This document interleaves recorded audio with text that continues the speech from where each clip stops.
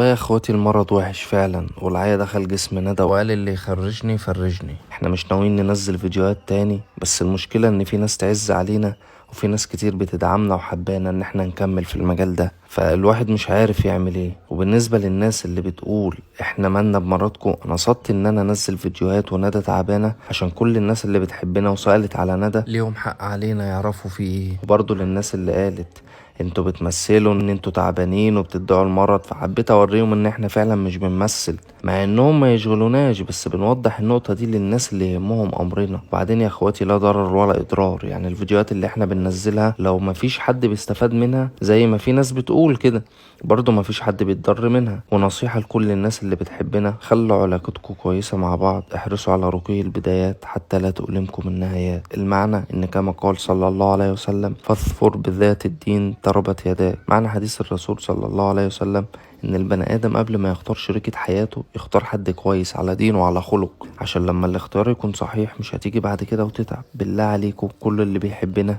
يدعي الندى بالشفاء العاجل ويفرج كربنا وكرب كل مكروب، واستعينوا على الشدائد بذكر الله عز وجل والصلاة على النبي صلى الله عليه وسلم. وهنا كنا استعنا للمرة التانية بطبيب العيلة عشان هو طبعا عنده خبرة في موضوع المحلول ده والإبر وكده، مش زي خالص. انا المرة اللي فاتت كنت هموتها حرفيا لاني ما بعرفش صراحة في موضوع المحاليل وكده، لكن الحمد لله بفضل كومنتاتكم اللي كتبتوها ليا انا كنت فعلا هموتها، مع ان في ناس كانت مفكرانا بنمثل وكانت بتتريق علينا، مع انهم ما يعرفوش ان الموضوع بجد، بس الفكرة اني كنت مركب الكانولا غلط. وهنا نصيحة مني، يا ريت ما تحكموش على الظاهر اللي قدامكم.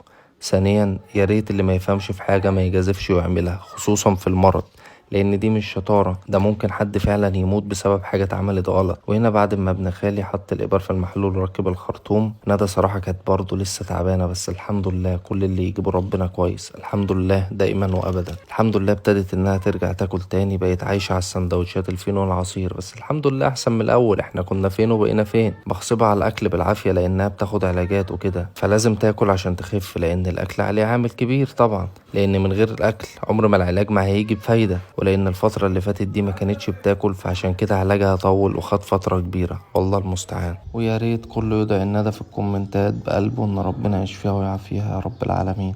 واستنونا في الفيديو اللي جاي هنشرح لكم فيه اذا كنا هنكمل معاكم ولا مسيرتنا هتنتهي لحد هنا، لاننا بنفكر بقالنا فترة في الموضوع ده، بس انتوا اللي بتوقفونا بكلامكم الجميل الايجابي. وفي نفس الوقت في ناس بتبقى من نفسنا بتدينا كلام ملوش لازمة وكلام ما بيعجبناش وبيضايقنا، ويا ريت نكون خفاف على قلبكم. بنحبكم يا احسن ناس في الدنيا، نحن نحبكم في الله. مع السلامة يا اخواتي.